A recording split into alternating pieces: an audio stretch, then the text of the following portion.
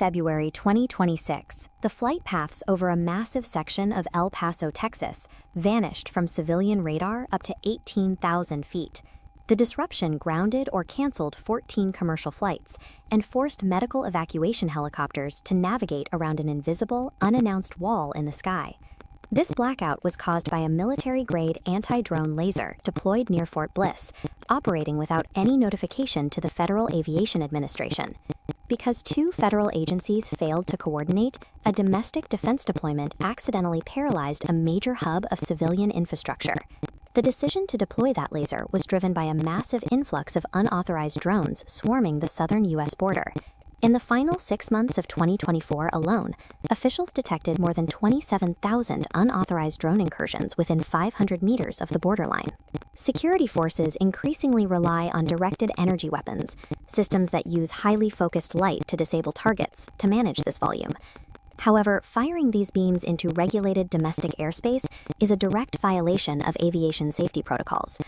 Under pressure to act, the Pentagon allowed Customs and Border Protection to deploy a laser system without the legally required notification to the FAA. The urgent need for border security effectively overrode the procedural safeguards designed to protect commercial aviation. The lack of coordination led to a significant failure on February 26th, when U.S. forces used a laser to shoot down a drone they identified as seemingly threatening. After the drone was destroyed, investigators realized it actually belonged to Customs and Border Protection. This friendly fire incident triggered a second uncoordinated airspace closure near Fort Hancock. The failure sparked a bipartisan backlash.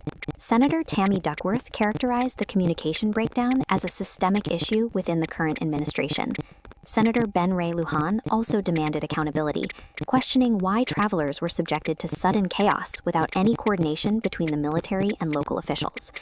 The collapse of interagency communication had turned a sophisticated defense tool into a hazard for civilian pilots, forcing a shift from human protocol to technical solutions.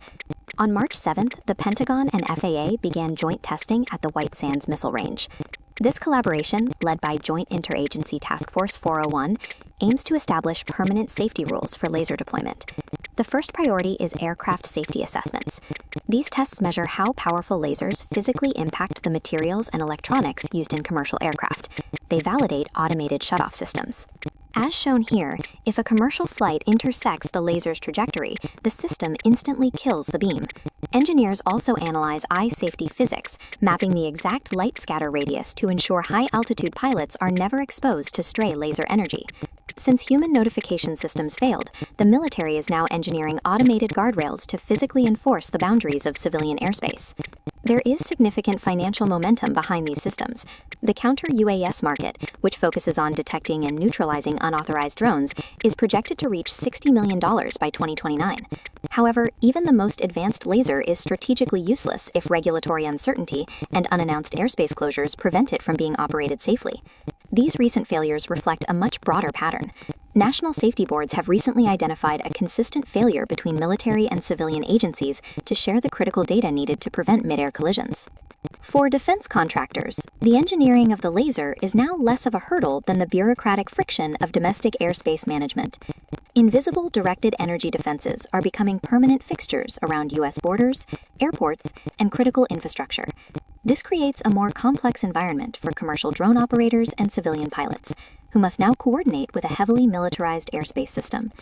The protocols developed at White Sands will determine if these laser defenses can be integrated into the national airspace without recurring flight cancellations. If the Pentagon and FAA successfully align these systems, directed energy can become a reliable security tool. But if they fail, the resulting regulatory friction and unpredictable closures could disrupt the growth of commercial aviation and drone operations for years.